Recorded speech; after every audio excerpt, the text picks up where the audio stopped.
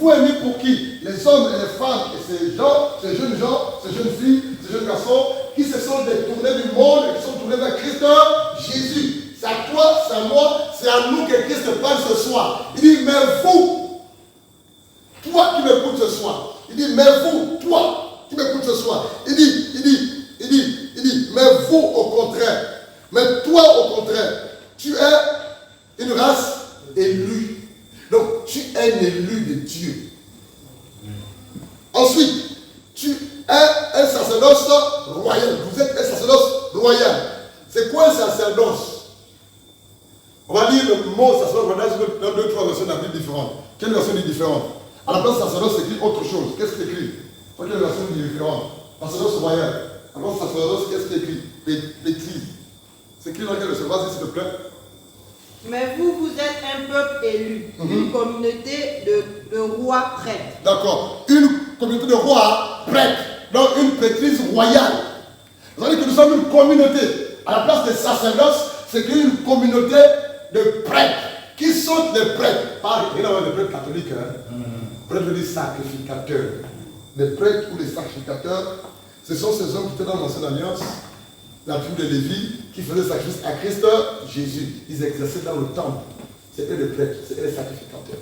Et Dieu dit, lorsqu'on devient enfant de Dieu, on fait partie de cette communauté de prêtres, des sacrificateurs. Et les sacrificateurs ou les prêtres sont censés offrir à Dieu des sacrifices. Alléluia. Et quand on parle de sacrifices, c'est d'abord l'ordre spirituel. La prière est un sacrifice. Le service que tu fais pour Dieu est un sacrifice. Ton offrande matérielle, c'est un sacrifice. Alléluia. La vie de sanctification, de mise à part, était aussi un sacrifice. Hébreu 13 dit également, la louange que nous adressons à Dieu, ceci est un type de sacrifice.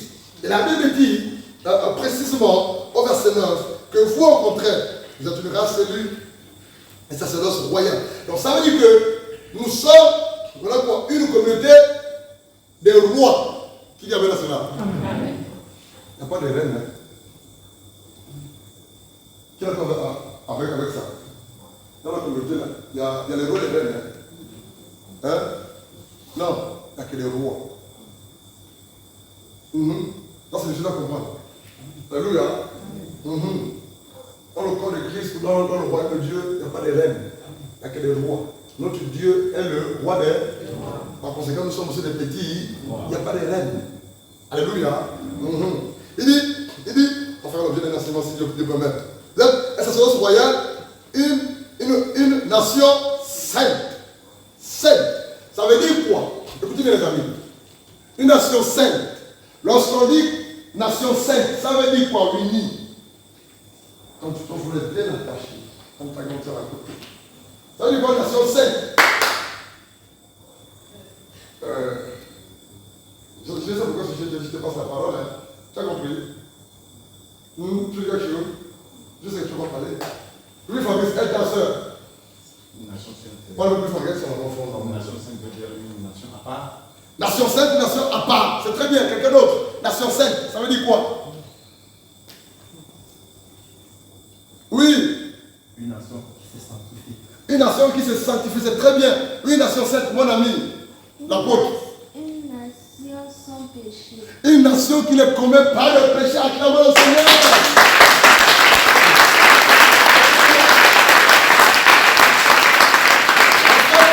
À la pensée du Seigneur, quand tu parles de nation sainte, quand tu dis sanctifié, vous ne mettez-moi pas. Ça veut dire quoi? Ne commettez plus de péché. Donc, l'église du Dieu vivant est censée être cette assemblée, ce corps de Christ, qui ne commet plus de péché. Pourquoi? Ce n'est pas d'ordre volontaire, c'est spirituel. Parce que l'Esprit de Dieu qui est en toi te donne la capacité de ne plus commettre de péché. Donc, si tu te dis chrétien, né de nouveau, ayant accepté Christ Jésus dans sa vie, comme c'est le personnel, et que tu continues à commettre un péché, tu n'es pas de Dieu.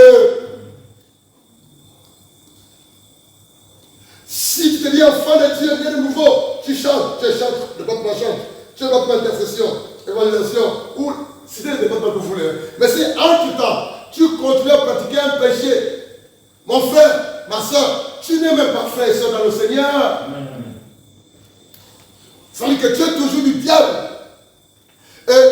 nos églises, j'étais choqué aujourd'hui. J'ai appris que quelque part, les gens sont allés en piscine, une église a amené certains jeunes dans une piscine pour danser, pour se baigner dans une piscine en fait. Et je vous assure que si dans nos églises, on n'est pas enseigné, nous penserons que ce que l'on fait est bon, vrai ou faux. D'où la nécessité d'être enseigné. Qu'est-ce que la Bible dit? Que ton corps est le temple du Saint. Ton corps est le temple du Saint. Le Saint-Esprit habite en moi. Viens, ma fille, viens. Si la Bible dit, viens mon ami, si la Bible dit que son temple est le corps du Saint-Esprit, ça veut dire qu'au-delà de elle habite qui? Au-delà de lui habite qui? Mais le Saint-Esprit est Dieu. La Bible dit, c'est Jésus qui dit, je vous enverrai un autre moi. C'est qui est un autre moi? Le consolateur. Le consolateur, c'est le Saint. Donc il est Dieu. Alléluia. Mais comment Jésus habite en vous par son esprit, en toi par son esprit, mais tu vas exposer ce corps-là au point où tu vas t'habiller de manière désabondée. Est-ce que réellement Jésus s'habille en toi? Répondez les amis. Non. Donc tu peux prendre ce corps, il est exposé. Tu t'habilles en bikini chrétien. Écoutez, un chrétien, un enfant authentique, ne doit pas se laver à la plage en bikini. Qui amène à ça? Amen. Eh bien, je ne vous pas d'accord. Parce que tu ne pas. Oui, je t'ai vu. Un enfant de Dieu né de nouveau, chrétien, ne peut pas aller se laver à la plage en bikini. Qui amène à cela? Amen. Parce que tu as exposé ton corps. Tu dois t'habiller décemment, comme la jeune soeur, comme le frère. Mais c'est quoi ce chrétien qui s'habille en pantalon collant chrétien? Tu exposes tout. C'est quoi ce chrétien qui vit comme si ce n'est pas le Dieu d'Abraham, d'Isaac, de Jacob qui vit en lui? Tu fais ce que tu veux, tu portes ce que tu veux, tu vis comme tu veux, tu marches comme tu veux, tu parles comme tu veux, tu t'habilles comme tu veux, mais tu es malade.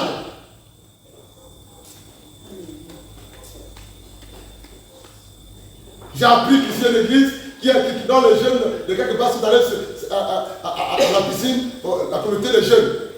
Ça c'est la poubelle. Ça c'est la sorcellerie. Vous comprenez maintenant pourquoi est-ce que Dieu m'a été associé avec d'autres? Parce que c'est compliqué. Asseyez-vous les amis. La Bible dit quoi? Il dit ceci. Il dit, vous êtes une nation sainte. Répète, une nation sainte. Une nation sainte. Encore une nation sainte. Une nation sainte. Une nation sainte. Une nation sainte. C'est ce que nous sommes dans le Seigneur. Amen. Tu peux pas être enfant de Dieu et pratiquer ton péché.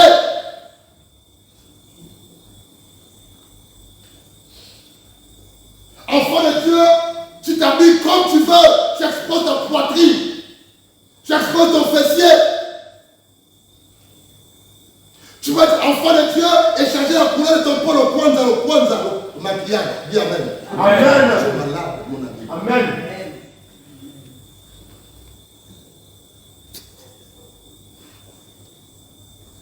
Tu veux corriger Dieu. Tu es noir, tu t'es trompé. Et tu es en train de décaper la peau au point où tu es devenu jaune. Et nous retrouvons des chrétiens qui passent le temps à frotter Caroline.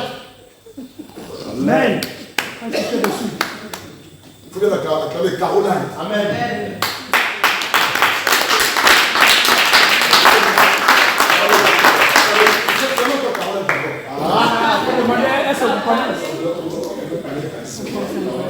C'est un savon qui change la peau jaune. C'est ça même. C'est honnête, non? C'est Caroline. C'est bien, les hommes qui frottent. Les hommes qui frottent ça, ils sont malades, c'est bon. Je n'ai rien contre vous, mais je te la vérité. Si tu es chez nous au Congo, là-bas, c'est versé. Même au Cameroun, même au Gabon. Il y en a même qui font des injections pour devenir jaune. Amen. Mais Dieu dit quoi? Nous sommes une nation sainte. Une nation mise à part.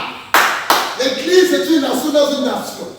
Ça veut dire quoi? Au Gabon, le Gabon est une nation. La nation gabonaise.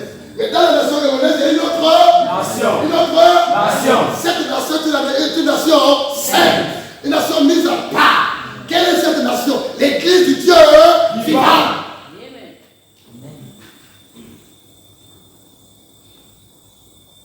Et cette nation-là, frère, on ne peut pas la manipuler. On ne peut pas la contrôler. On ne peut pas la bloquer. On ne peut rien faire contre la nation sainte du Dieu vivant sans la volonté de Dieu. Voilà pourquoi l'État, un quelconque État, n'importe quel pays, s'il décide de faire quelque chose contre l'Église, frère, si ce n'est pas la volonté de Dieu, ils ne feront rien. Amen. Pas besoin de paniquer, pas besoin de pleurer, juste aller dans la présence de Dieu. Seigneur, voici ce que l'État a déclaré. Mais toi, tu dis quoi? Frère, l'église de Jésus, le mot c'est ecclésia. C'est ecclésia, ça veut dire appelé hors d'eux. Donc, ce sont les femmes qui sont dans un monde, dans un pays que Dieu touche. Il pardonne le péché, il nettoie, il reste, il purifie, il donne son esprit. Et par son esprit, il te colle au corps de Christ. Et Dieu fait de toi son peuple, son enfant, son fils, sa fille.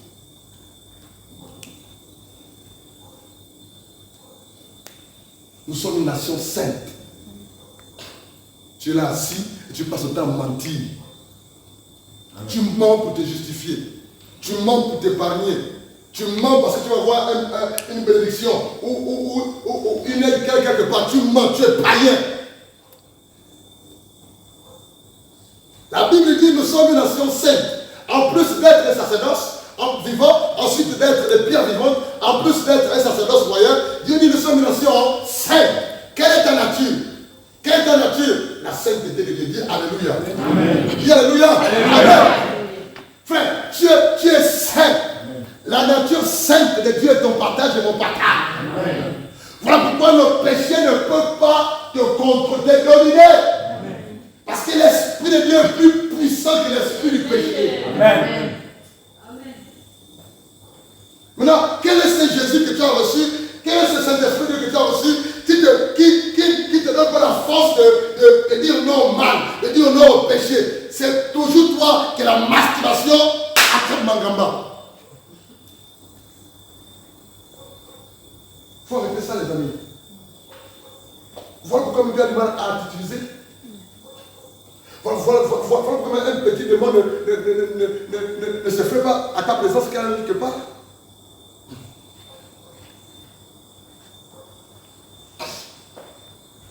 Est-ce que tu comprends ça?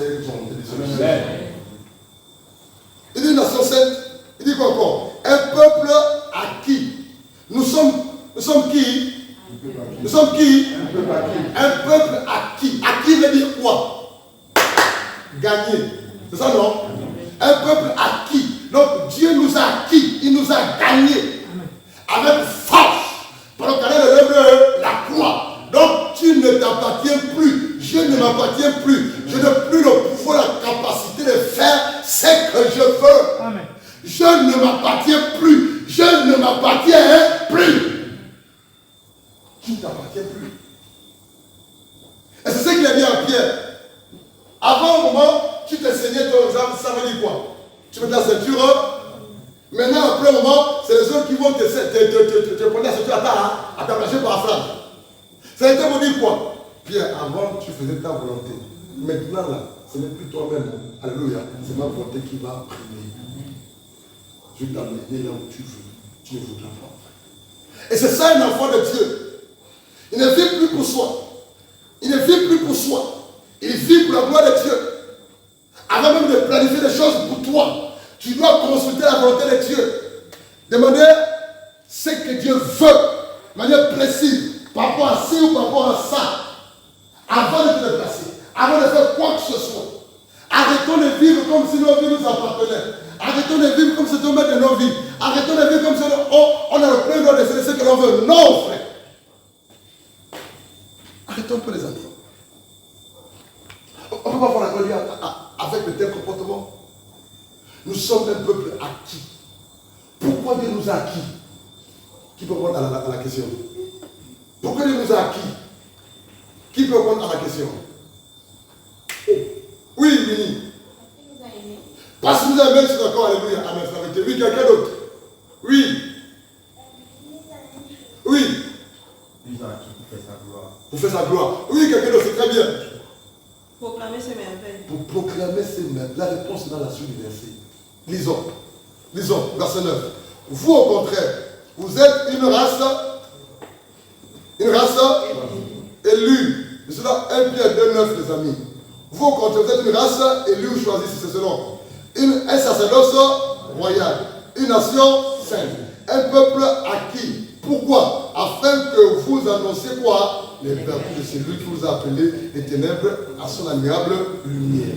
Ça veut dire quoi? Ça veut dire quoi? Ça veut dire qu'avant que Dieu ne te gagne, nous gagne, nous étions où? Dans les ténèbres. Nous étions dans les ténèbres. Tu étais dans les ténèbres. Ici, quand on parle de ténèbres, c'est l'image du péché. Les ténèbres, c'est l'image du péché. C'est la vérité. Nous étions à fond dans le péché. Bon, pour la plupart. Les uns encore ce soir sont encore dans ce même péché-là. Il faut dire Amen. Je veux que tu en sortes. Nous étions dans les ténèbres. Dieu nous a acquis. Il nous a délivrés des ténèbres. Ici, les ténèbres, c'est l'image de quoi? Du péché, sous toutes ses formes. Les ténèbres, c'est l'image de quoi? Des œuvres diaboliques, sataniques et sorcières. Dieu nous a délivrés. Nous étions dans les ténèbres. Les ténèbres, c'est l'image de la religion. C'est ça, en fait. Les ténèbres, c'est aussi l'image du monde. Avec ses travers, ses dérives. C'est ça, les ténèbres. Mais Dieu nous a délivrés. Il nous a délivrés et il nous a introduit quoi? Dans son royaume. Où la lumière brille et éclate, en fait. Et vraiment, nous ne pouvons pas avoir été acquis ou délivrés ou gagnés par ce Jésus.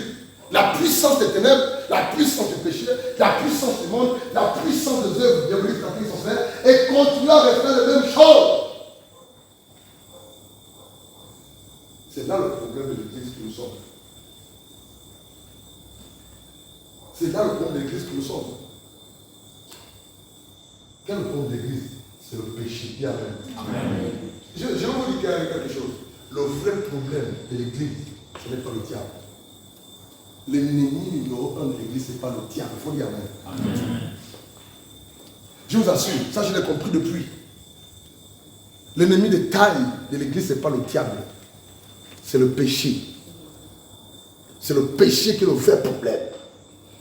Ce qui fait que si nous décidons, si tu te décides par la grâce de Dieu, de dire oui et amen à la parole de Dieu, quelle que soit cette place, cette position, cette apologie, ne peut rien contre toi.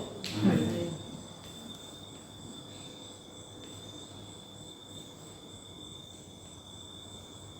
Et arrêter de pratiquer le péché n'est pas synonyme d'être béni. Dis Amen. Il faut que tu comprennes ça.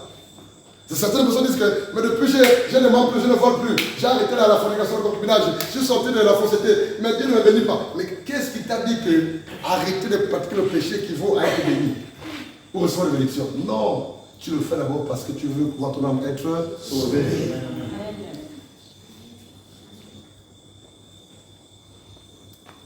Attendez. Le diable bénit aussi les hommes pécheurs dans le monde, vrai ou faux? Dieu bénit aussi les hommes pécheurs dans le monde, vrai ou faux? Donc l'affaire d'arrêter de pratiquer le péché là, c'est pas une affaire de bénédiction d'abord. C'est une affaire de salut d'éternité. C'est ce qu'il faut comprendre. Autre chose, on ne vient pas à Christ, on ne donne pas sa vie à Christ pour recevoir la bénédiction d'abord. Il faut que ça soit clair. On ne donne pas sa vie à Jésus pour être béni, pour se marier, pour travailler, pour avoir des enfants, pour avoir des promotions. Ce n'est pas le but. Ce n'est pas le motif, ce n'est pas la raison. On vient à Christ parce qu'on ne veut pas aller en enfer. Amen. On va te sauver du feu de l'enfer. C'est tout. Si tu viens à Christ parce que tu veux être béni, tu es malheureux. Si tu viens à Christ parce que tu fais du travail, tu es malheureux. Si tu viens à Christ parce que tu fais des promotions, tu es malheureux. Si tu viens à Christ parce que tu as des enfants, tu es malheureux. On vient à Christ parce qu'on veut être sauvé. La Bible dit, voici l'agneau de Dieu qui ôte le péché des hommes et des femmes dans le monde. Maintenant, je vais équilibrer. Si dans ta vie, il y a un petit démon, il y a un sorcier, une sorcière, une maladie mystique ou quelque chose qui te dérange, qui te perturbe, parce que tu viens à Christ, Jésus, par sa puissance, permettra que tu sois délivré, guéri, restauré, béni au nom de Jésus. C'est ça le processus.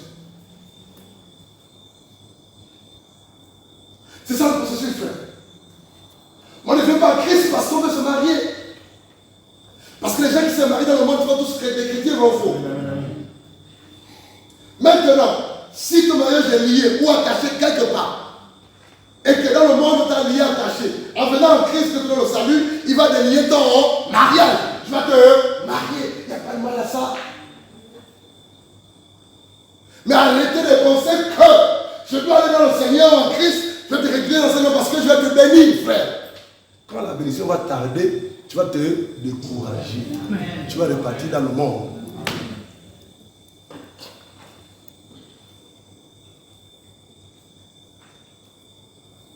Et arrêtez, les amis. Arrêtez. Verset 10. Vous qui autrefois, écoutez bien, le Pierre 10. Vous qui autrefois n'étiez pas un peuple et qui maintenant êtes le peuple de Dieu. Donc, ça veut dire quoi, les amis? Tous les peuples du monde ne sont pas tous des peuples de Dieu. Qui dit à ça? Frère, tous les peuples des nations, ou même dans ce pays, le peuple gabonais, tout le peuple gabonais, tout ce peuple ne fait pas partie du peuple de Dieu. Ne fait partie du peuple de Dieu que cet homme, cette femme qui s'est repenti par la foi au nom de Jésus, qui s'est tourné vers le Créateur, le Dieu Tout-Puissant, Jésus-Christ de Nazareth. Quel que soit ce que l'on dit de lui, quel que soit ce que l'on pense de lui, quel que soit ce que l'on dit de l'Église, il est réel. Il est vivant. Il est tout-puissant. Amen, amen. Tous les jours, je vois sa gloire. Tous les jours, ce que je dis, c'est la vérité. Tous les jours, je vois la gloire de Dieu. Tous les jours. Et c'est ce qui m'encourage, ce qui me motive à aller de l'avant, aller à fond dans le Seigneur. À chaque fois que j'invoque son nom, je vois sa gloire. À chaque fois que je le prêche, je vois sa gloire. À chaque fois que je l'appelle, je le vois se manifester. Il est réel, frère. C'est pas un rêve. C'est pas des histoires. Jésus est réel. Les philosophes peuvent dire ce qu'ils veulent. Les gangas, les tradipraticiens, les scientifiques, ça c'est leur affaire. Mais pour ma part, moi, Blanchard Mavungu, je sais que Jésus-Christ est Dieu et qu'il est réel. Amen, amen, amen. Tu peux penser que je suis un retardé. Tu peux penser que je suis à côté, c'est ton affaire. Jésus-Christ est réel. En pourvu, on dit mais ne me vaut. Ça veut dire je suis pourvu. Et l'ennemi pourvu ou pas pourvu, ne vous amusez pas avec. Frère, j'ai vu Jésus. Il est réel. Ce n'est pas de la blague. J'ai vu les clous. Ça n'a même pas cessé. J'ai vu. Il s'est révélé à moi. Ce n'est pas des histoires. Je ne vous prêche pas un Dieu que je n'ai pas goûté. Je ne vous prêche pas un Dieu que je n'ai pas connu. Je ne vous prêche pas un Dieu qui m'a visité. Il est réel. Et pour vous gouverne. Nombreux le savent. Mais je vais encore dire une fois encore de plus. C'est cela. Frère, je n'ai pas peur du diable. Ce n'est pas la vantaneuse. Moi encore de l'orgueil, c'est la vérité. Parce que je sais que la Bible a dit, et c'est le maître qui parle, je voyais Satan tomber comme un frère. Il est tombé, frère. Amen. Quand quelqu'un est tombé, il est tombé. Amen. Il est tombé. Il dit, c'est dans l'église, je voyais Satan tomber comme un éclair. Je veux fortifier quelqu'un et augmenter la foi de quelqu'un ce soir. Amen. Il dit, je voyais Satan tomber comme un éclair. Voici, je vous aime.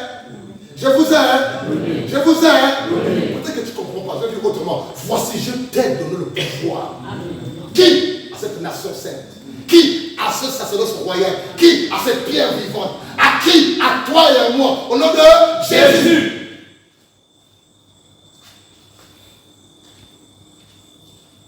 Le diable sait qu'il est vaincu. Les démons savent qu'ils sont vaincus. La sorcellerie sait qu'elle est vaincue. Le diable sait qu'il ne peut rien faire contre les vrais. Je dis bien, les vrais, je répète, les vrais enfants de Dieu. Frère, ce n'est pas des histoires. Jusqu'à ce que je veux mourir, je veux prêcher Jésus. Avec la même autorité, avec la même rage, avec le même amour, avec le même feu, avec la même détermination. Pourquoi? Jésus est réel.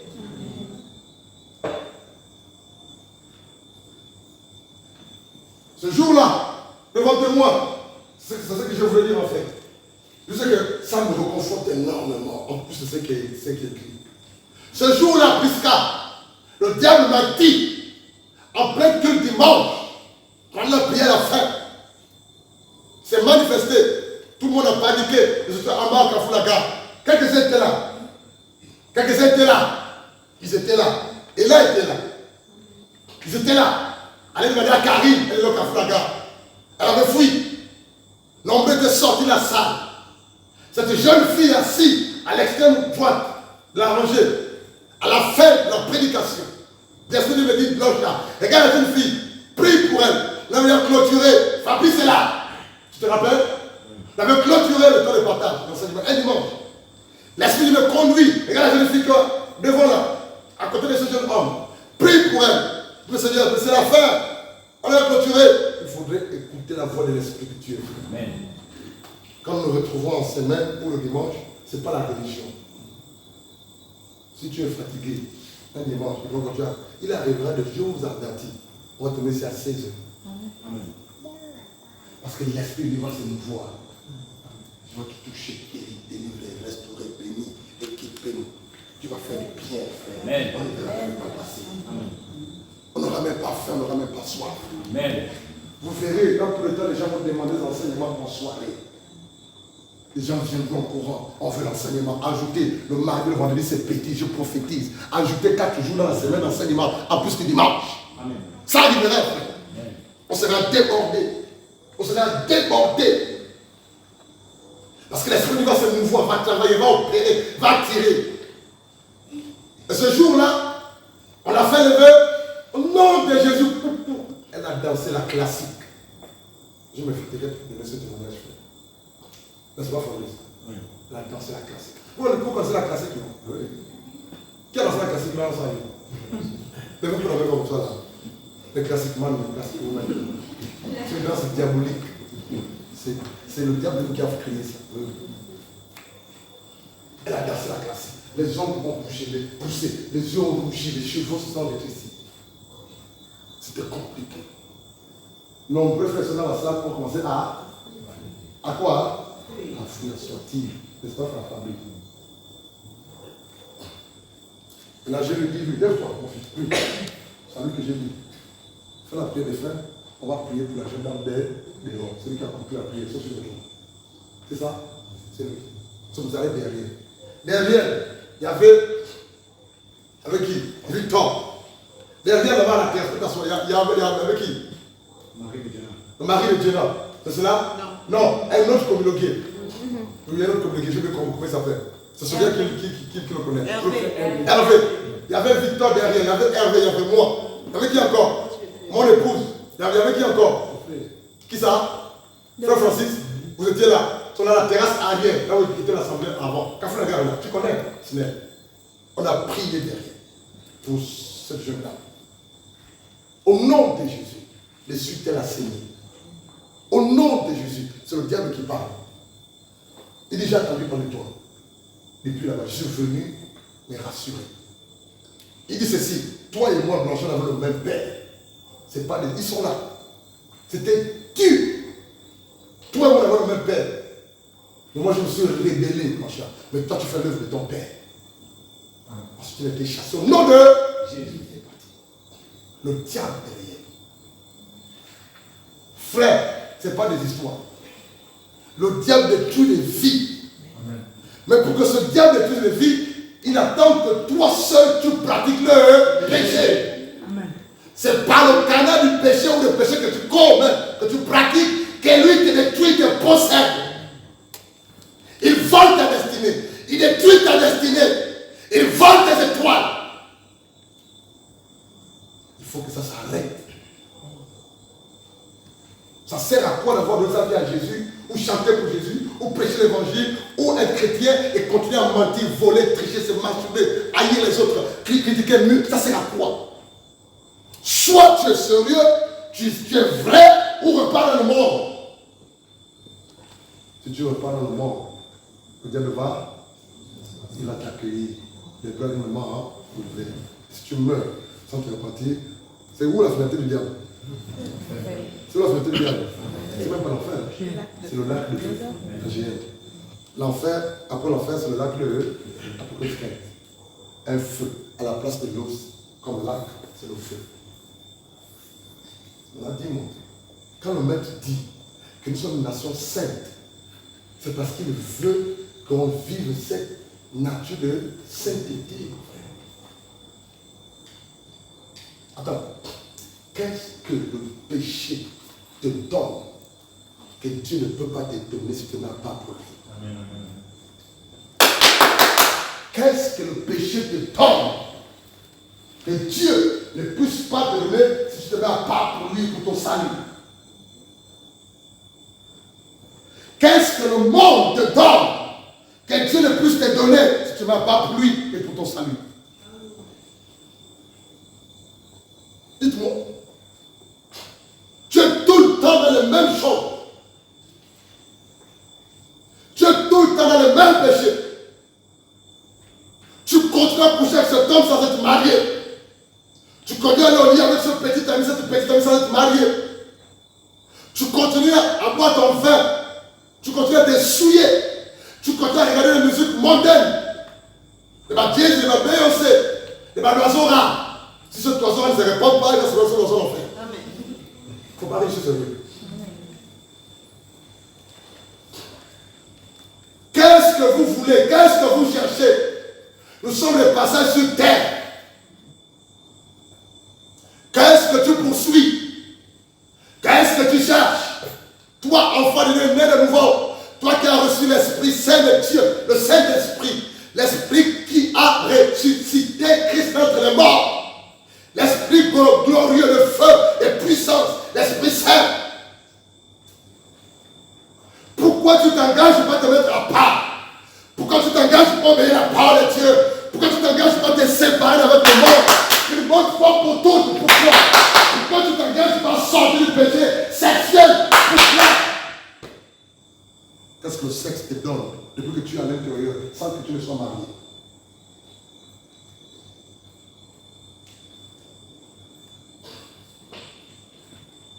Dieu a besoin d'un reste saint qui se met à part. C'est la vérité. Les gens disent que il y a beaucoup d'églises, pourquoi? Il y a tellement, les églises se font la guerre entre eux. Pourquoi les églises ne sont pas, pourquoi toutes les églises ne sont pas unies? Attends. Est-ce que les églises peuvent s'unir? Quand je parle d'église, je parle d'église bâtiment. Ça non? Ça peut s'unir. Ça peut s'unir. Pourquoi? Parce qu'il y a un problème de doctrine, de fausses doctrines, des mélanges, des tromperies. Les assemblées, ils ne prêchent que la bêtise. Et ça, c'est la vérité.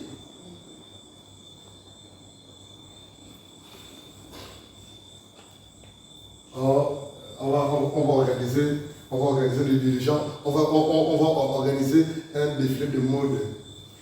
Défilé de mode. Une église organise un défilé de... Il y a quel lien entre le défilé de mode et l'église, frère? Dites-moi un peu. Il y a quel rapport? Dites-moi, il y a quel rapport? Jésus a créé l'église pour qu'on ait des défilés de mode. Il nous a appelés pour sauver les vies.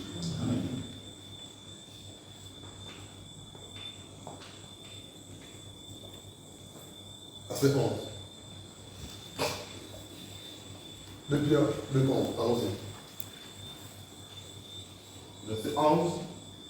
Bien-aimés, je vous exhorte, comme étrangers et voyageurs, à vous abstenir dans les désirs charnels qui font la guerre à l'âme.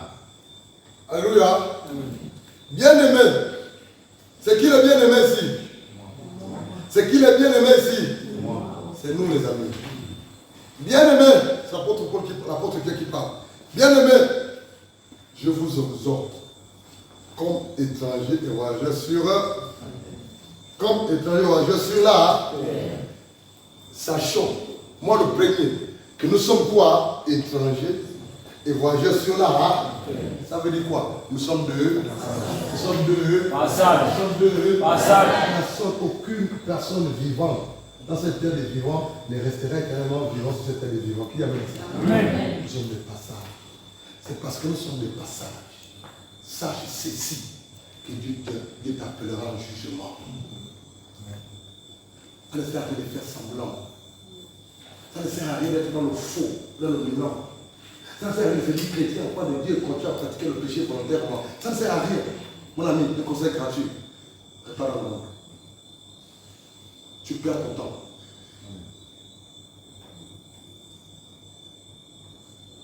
Non, Dieu tout le temps. J'attends le temps de Dieu. Comme le temps de Dieu, là, c'est ton temps. Quand tu attends le temps de Dieu. Moi, je suis encore jeune. Je vais vivre ma vie. Il y a des jeunes qui meurent à ton âge, il faut. Amen. Mais moi, ça, j'ai que tu vas mourir. Non, je n'ai pas encore vécu ma vie. Je dois vivre ma vie. Même à la dernière minute, je vais me repentir. Oui, c'est bien, c'est possible.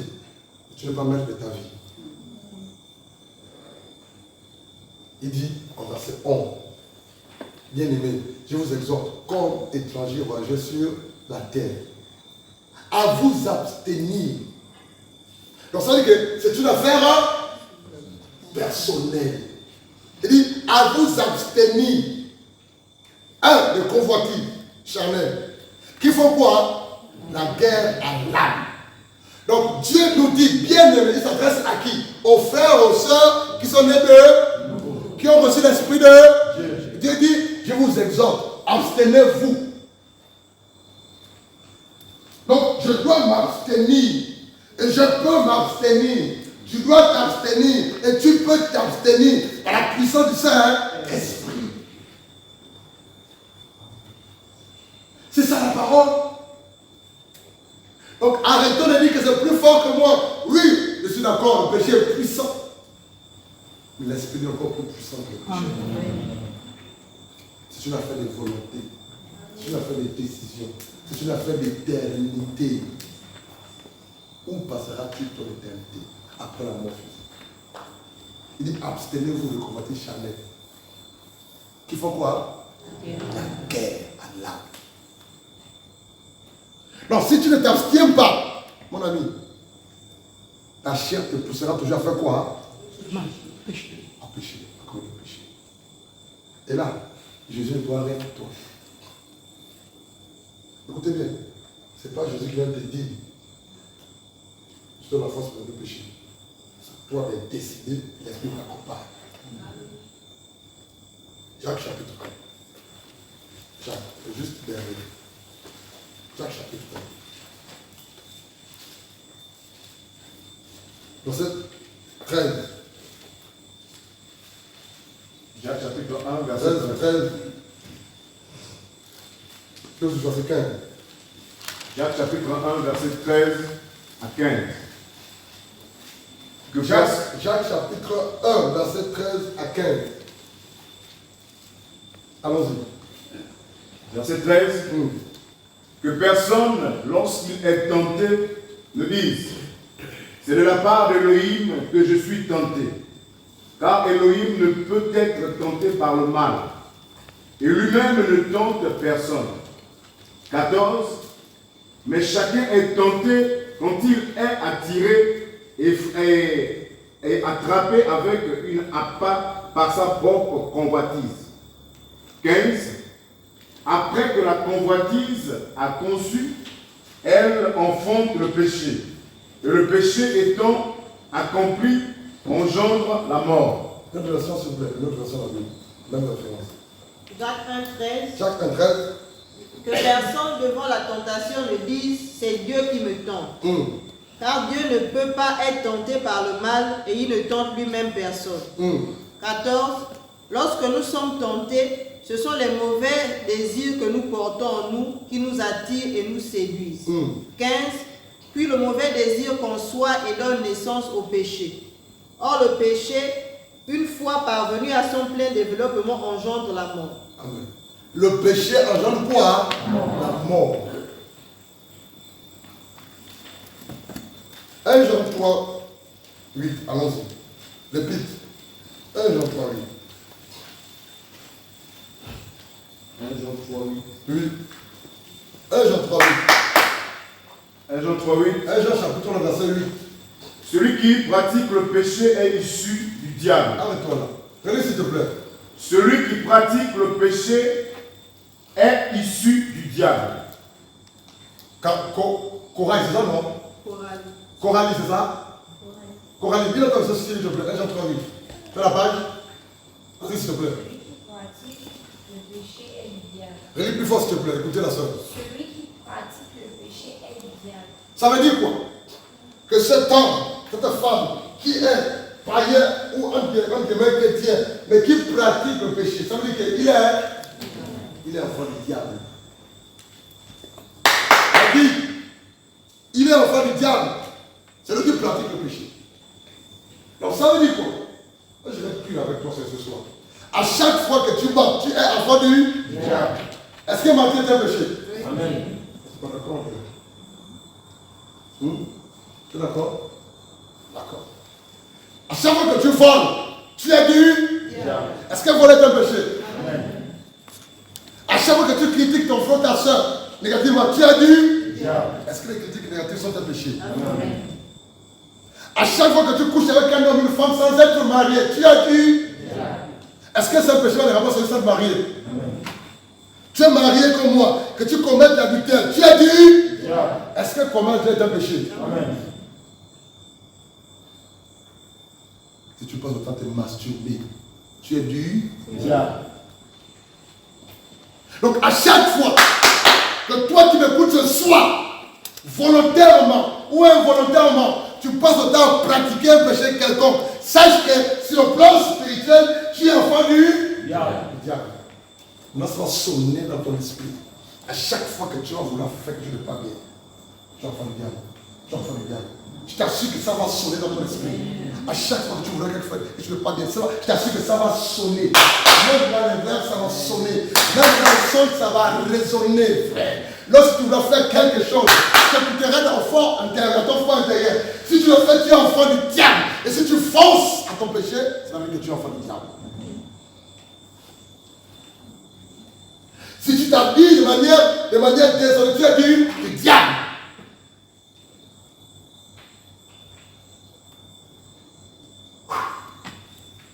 Relis s'il te plaît. Celui qui pratique le péché est issu du diable. C'est tout. Continue. Parce que dès le commencement, le diable pêche. C'est pour cela que le Fils d'Élohim s'est manifesté afin de détruire les œuvres du diable. Le péché, c'est une œuvre du Diable. Le péché, c'est une œuvre du Diable. Mais Jésus-Christ de Nazareth est venu mourir à la croix pour détruire les œuvres du Diable. Donc détruire la puissance du Diable. péché.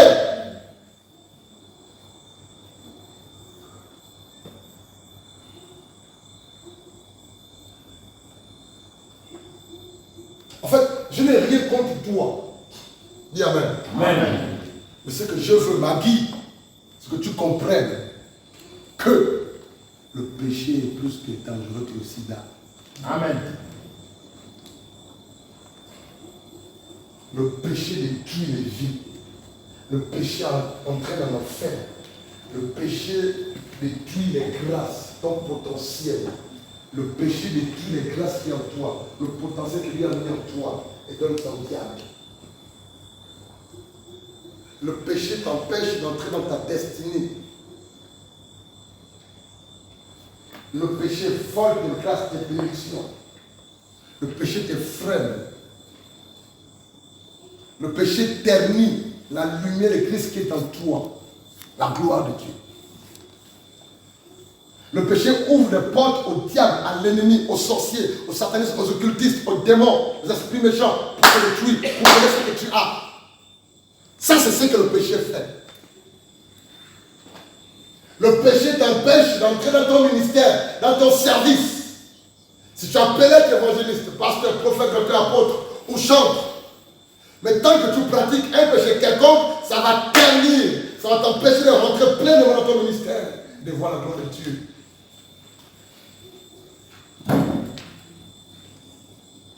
On ne s'amuse pas avec le péché, frère. Sous toutes ses formes. Mais c'est ce péché, ou le péché en général, que les hommes de Dieu ont du mal à cogner dans nos églises. Tu sais pourquoi? Est-ce que tu sais pourquoi? Parce que dans nos églises, la majorité, sur 100% des frères et sœurs, 99% pratiquent le péché volontairement. Et c'est la vérité d'ailleurs. Sur 100% dans nos églises bâtiments, 99% des personnes pratiquent le péché volontairement. Dans 99%, pasteur à l'intérieur. Faut dire Amen. C'est la vérité. Nous avons les pasteurs dans le concubinage qui prêchent pas la mort.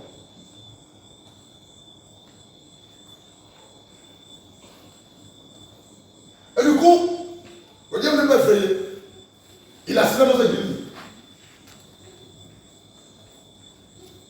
Le péché assis dans le comité, dans le groupe de chants, qui amène à ça? La majorité de nos chants, dans nos églises, c'est des sœurs, c'est des filles, c'est des frères qui se couchent entre eux. Ou bien ça se couche avec, ils ont leur petit ami, leur petit copain, ils chantent pour la mort. Voilà pourquoi celui qui chante pour le Seigneur, dans le département chante, et s'il pratique un péché avec quelqu'un qui s'attire la colère de Dieu, il faut te repentir. Dieu siège où? Et là, l'adoration. Mais toi tu t'amuses avec, tu as ton petit copain, ta petite copine, et tu oses chanter, tu chantes quoi? Tu t'attires la malédiction, la colère de Dieu, réponds-toi. Mais c'est parce qu'on ne nous enseigne pas qu'on pense que c'est normal.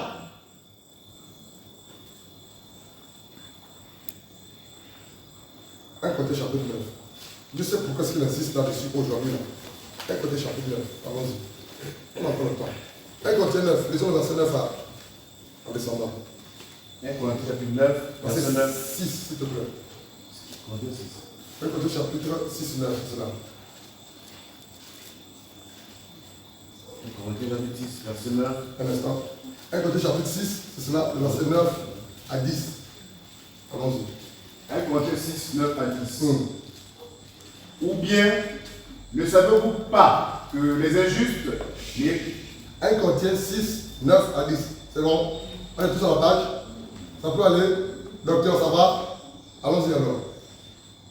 Ou bien, ne savez-vous pas que les injustes n'hériteront pas le royaume d'Élohim? Ne savez-vous pas que les injustes n'hériteront pas le royaume de Dieu?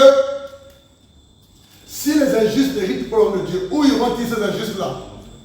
La réponse est où? C'est quoi la réponse? En enfer. Mais qui est injuste? C'est cet homme, cette femme qui n'a pas vu ses péchés être justifié ou pardonné par le sang. Hein? Alors. Ne vous égarez pas, ni les fornicateurs. Ne vous y trompez pas, ni les fornicateurs. Ne vous y trompez pas, ni les idolâtres. Ne vous y trompez pas, ni les adultères. Ne vous y trompez pas, ni les efféminés. Ne vous y trompez pas, ni les homosexuels. Ne vous y trompez pas, ni les voleurs. Ne vous y trompez pas, ni les cupides. Ne vous y trompez pas, ni les ivrognes. Ne vous y trompez pas, ni les outrageux. Ne vous y trompez pas, ni les ravisseurs. N'hériteront pas le royaume de... N'hériteront pas le royaume de... Dieu. C'est la parole. Ne te trompe pas, ne te mens pas en toi-même. Ne te laisse pas tromper au mentir. Les menteurs, les voleurs, les fornicateurs, les ivrognes, les cupides, les homosexuels. Les homosexuels, les lesbiennes si vous voulez aussi, n'héritent pas le royaume de cieux. C'est écrit. Les adultères. Donc si on parle d'adultère, c'est que cet homme qui a marié une femme est allé coucher avec une autre, qui n'est pas ça. Hein? Bon maintenant, si on dit que les adultères n'héritent pas le royaume de Dieu, que serait-il des polygames? Que serait-il des polygames? Oh, il ne me répond pas. Là, dites-moi, vos pasteurs qui prennent la polygamie là, sont-ils de Dieu? Non. Vos pasteurs qui prennent la polygamie là, sont-ils de Dieu? Non, c'est des égarés malades.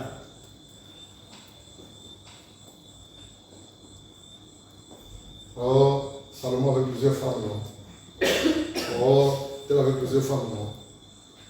On prend les choses de l'ancienne alliance pour amener ça dans les choses de l'église. Pour comprendre l'église ou connaître l'église, on ne peut pas questionner Salomon qui amène à ça. On ne peut pas. Si vous voulez comprendre ou connaître le fonctionnement de l'église, ou ce que ça s'est fait dans l'église de Dieu vivant, il faut questionner qui? Paul, Pierre. Il faut questionner le maître Jésus. Il faut lire leurs épîtres. Il dit, ces hommes n'hériteront pas le royaume de Dieu. Frère, à ce état. tous qui disent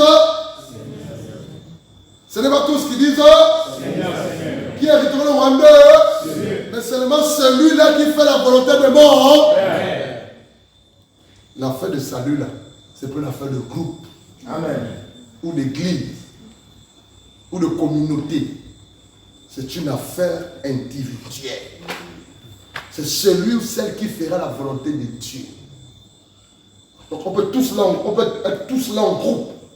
Puis dans la même assemblée, ça peut être frères et sœurs. Frères, ce n'est pas tous qui vont au ciel. Seulement celui-là qui fait la volonté de Dieu. Voilà pourquoi on ne doit pas s'amuser avec son salut. C'est plus l'affaire de tu m'as frustré, tu m'as trompé, tu m'as trahi, je suis découragé, j'ai été déçu, tu m'as menti, tu m'as fait ceci, mon frère.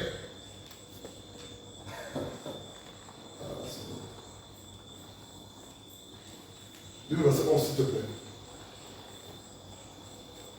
Et c'est là ce que vous étiez. Verset 11. Et c'est là ce que vous étiez, mais vous avez été lavés. Mais vous avez été sanctifiés. Mais vous avez été justifiés par le nom du Seigneur Jésus et par l'Esprit de notre Elohim. Ça veut dire, les menteurs, les voleurs, les fornicateurs, les assassins, les meurtriers, les homosexuels, les cupides, les ivrognes, les hériteront pour le royaume de Dieu. L'apôtre Paul dit, vous savez, et c'est là ce que vous étiez. À qui l'apôtre Paul s'adresse? Aux frères et sœurs de l'église de Corinthe. Par extension à toi et à moi. Dit, c'est là ce que nous étions. C'est dans le passé, nous étions menteurs, dis amen. Dans le passé, nous étions voleurs, dis amen. Dans le passé, nous étions homosexuels, dis amen. Dans le passé, nous étions ivrognes, dis amen. Dans le passé, nous étions, occupés, dis amen. Mais Dieu nous a lavés. Dieu nous a rincés. Dieu nous a sanctifiés. Dieu nous a purifiés par son esprit et par son sang. Est-ce qu'après avoir été lavé, purifié, rincé, nettoyé par le Saint-Esprit et par le sang de Christ, on se doit encore de pratiquer le même péché? Non. Non.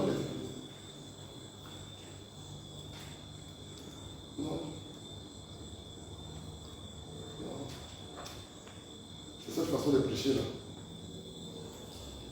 Les gens disent que Blanchard, on le péché partout. Là, on fait. C'est le péché là. Il est dur. Vous avez le petit pasteur, le petit prophète, le petit master, il est dur, il doit le péché partout. Quand on apprenait quelqu'un pour dire que l'homme ou toi, il faut le péché partout, c'est que lui déjà fait. Il n'y a rien à négocier. Si tu veux faire avec qui tu as prié, tu veux travailler ensemble, tu veux écouter le même évangile, il commence à te dire, non, toi, tu vas le péché partout. Lui, là, il est déjà gagné de l'autre côté. C'est pour ça que je n'ai pour lui. Si tu vois un frère, une soeur, vous allez travailler ensemble, te dire après, là tu abuses, c'est que lui il est déjà de l'autre côté. Frère, on ne s'amuse pas avec le monde du péché. On ne s'amuse pas avec frère. On ne s'amuse pas. On ne s'amuse pas avec son salut, son éternité. Avec Christ, on ne s'amuse pas. Ce sont des passages. Les pigeons sur la terre de Dieu. Tu vas rester. Cet homme qui ne veut pas te marier, avec qui tu couches ensemble, si tu meurs dans le contraire, tu vas en faire si tu ne te réponds pas. Ce péché que tu entretiens depuis des années, parce que pour toi c'est bon, c'est mignon, c'est sucré ton péché. Si tu n'arrêtes pas, tu vas en enfer. Dans un feu que c'est pas. Et c'est même des mots qui t'ont poussé à pratiquer ce péché, t'attendent en enfer, ils vont te tabasser là-bas. Et ça, c'est la vérité. Voilà pourquoi la Bible dit, allons-y, Jean chapitre 3, le verset 7.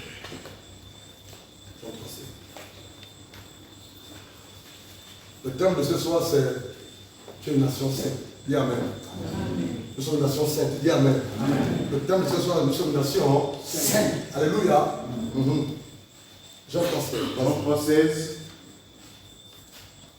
Car Elohim a tant aimé le monde qu'il a donné son Fils unique, afin que quiconque croit en lui ne périsse pas, mais qu'il ait la vie éternelle.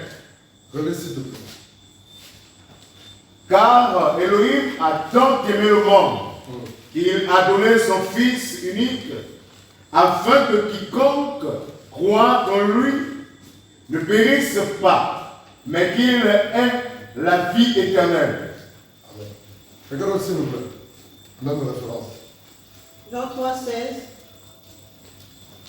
Oui, Dieu a tant aimé le monde qu'il a donné son Fils, son unique, pour que tous ceux qui placent leur confiance en lui échappent à la perdition et qu'il ait la vie éternelle. Venez s'il vous plaît. Oui, Dieu a tant aimé le monde qu'il a donné son Fils, son unique, pour que tous ceux qui placent leur confiance en lui échappent à la perdition et qu'il ait la vie éternelle. Venez s'il te plaît. Oui, Dieu a tant aimé le monde qu'il a donné son Fils, son unique, pour que tous ceux qui placent leur confiance en lui échappent à la perdition et qu'il ait la vie éternelle. Alléluia. Alléluia. Amen. 2 Corinthiens 13, verset 5.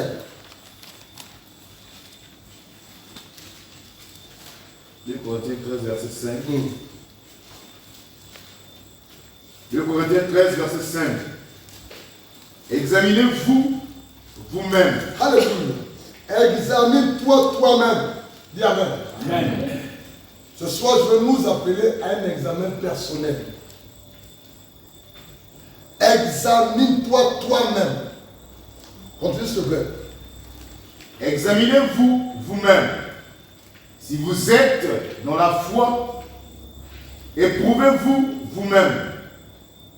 Ne reconnaissez-vous pas que Yeshua Mashiach est en vous, à moins peut-être que vous ne le soyez réprouvé. La Bible dit dans 2 Corinthiens 13, 5, examinons-nous nous-mêmes pour savoir si toi, ou moi, ou nous, ou vous êtes encore dans la foi.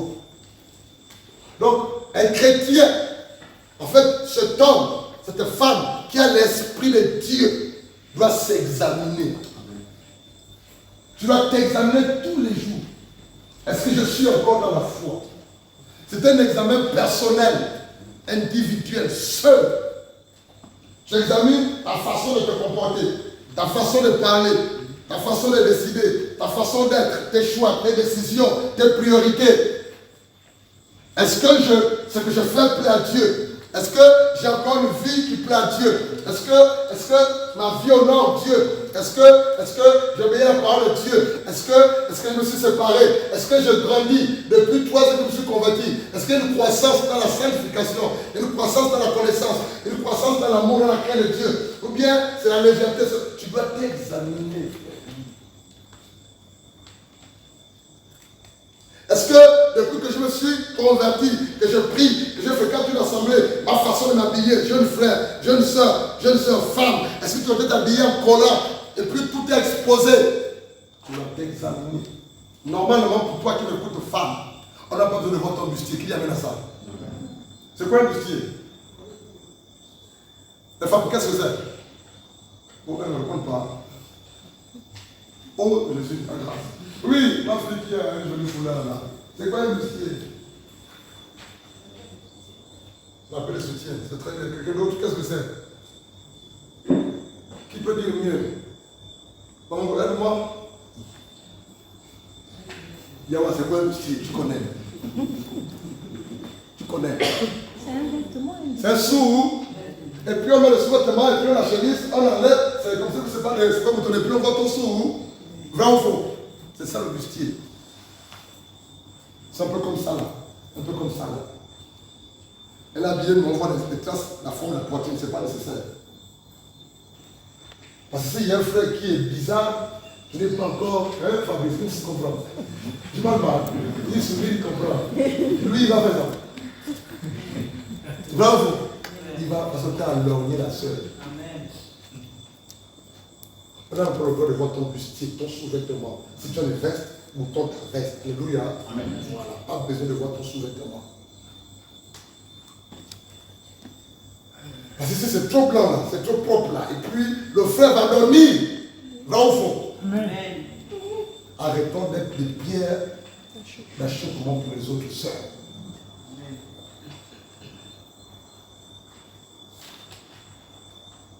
Frère Georges, on n'a pas besoin de voir quoi? Ta ceinture. Au point où quand tu te courbes, ça remonte. Vrai ou faux? Vrai ou faux? C'est pas nécessaire.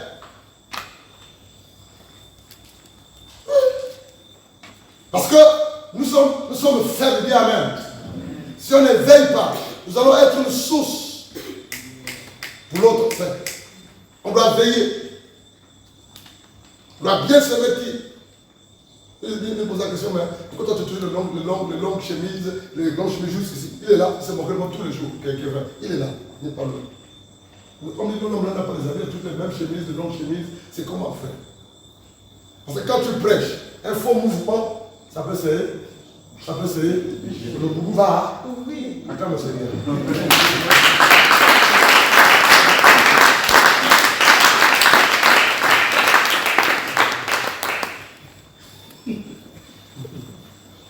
Alléluia. Alléluia. Examinez-vous vous-même pour savoir si vous êtes encore dans la foi, c'est-à-dire dans le Seigneur Jésus. Éprouvez-vous vous-même. Ne reconnaissez-vous pas que Jésus-Christ est en vous, à moins peut-être que vous soyez désapprouvé ou rejeté. Un enfant de Dieu qui ne s'examine plus, qui ne s'éprouve plus, qui ne se pose plus de questions. Seigneur, est-ce que je suis agréable à toi? Seigneur, est-ce que c'est que je fais confiance à ta parole? Seigneur, est-ce que je réjouis ton cœur? Seigneur, est-ce que ma façon de parler, de me vêtir, de me confronter, d'être, est agréable à toi? Seigneur, est-ce que vraiment, on doit se poser des questions? Alléluia. Parce que notre salut est précieux. Notre salut est précieux. Ton salut est précieux. Ton salut est précieux. Ne rends pas au monde ou au diable ou au sang. Et surtout pas à cause des biens de chez moi. Donc, nous, nos têtes, je nous prie. Et bénissons le Seigneur.